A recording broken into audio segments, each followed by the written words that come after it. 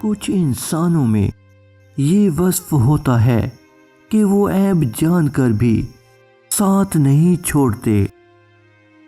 ताल्लुक की बका के लिए अना को गिरवी रखना पड़ता है। परेशान होने वालों को कभी न कभी सुकून मिल ही जाता है, लेकिन परेशान करने वाले हमेशा सुकून की तलाश में रहते हैं। खामोशी का मतलब लिहाज भी होता है। लोग उसको कमजोरी समझ लेते हैं। चुप रहना भी एक शिकायत है।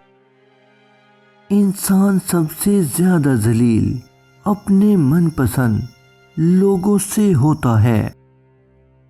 सब्र एक ऐसी सवारी है जो अपने सवार को कभी गिरने नहीं देती, ना किसी के कदमों में और ना किसी की नजरों में। मुस्कुराओ, ये दुनिया तुम्हारी उदासी से नहीं बदलेगी।